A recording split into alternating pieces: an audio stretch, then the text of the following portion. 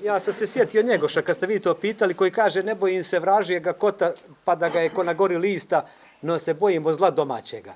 Mi dosta imamo problema od zla domaćega i ljudi koji su nam zabijali nož u leđa.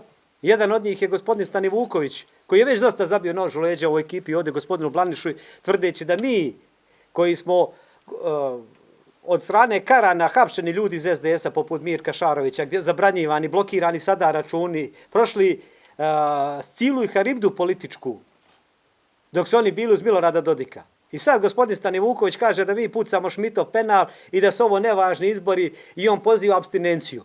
I pošto je demaskiran, pošto je razbijen, pošto je ogoljan, sad bi želio da obuče ponovo malo jedan opozicioni gunj i da se pojavi na dva skupa i da nas se slika Šovića, da ga grli, pa sutra sa Savom Miniće s kumom, pa da se rastali, prebaci 35 miliona u Zagreb i onda dođe nama kaže, evo mene braćo, mi smo opozicionari. To se treba da pokažeš proteklih 7 godina. Ja neću uticati šta će raditi SDS i gospodin Blanuša, ali što se nas tiče, on je završio svaku opozicijonu priču. I to što je danas Igor Radović rekao da će on biti kada je 20. godine, može biti kandidat Milorada Dodika, slobodno. Za njega odradio više nego svi ostali. Ali, prevrnut ću svaki kamen da i njega i svi ostale izdajnike raspakujem. A podsjetit ću od Slavka Vučurevića, pa Oga Đurića što je juče prešao, čiju sam smjenu tražio prije 4 godine, pa Dobrana Petrovića, kad sam pisao tekst da treba staviti Bosnića, a ne njega za nosioca lista da će izdati, pa do Nešića, Selaka, i da ne nabrajam, svaki put sam bio u pravu. I ovo što sad govorim, to je istina.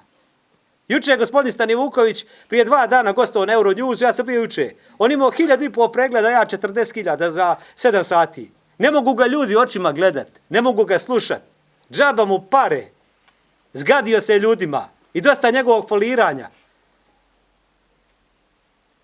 I nek se upristoji, nek ćuti, nek se uvuče u rupu, nek se nigdje ne pojavljiva. Dosta nam je zla nanio. Da nije on rovario 22. ne bi imali danas ovakvih problema. Jel misli da smo mi majmuni?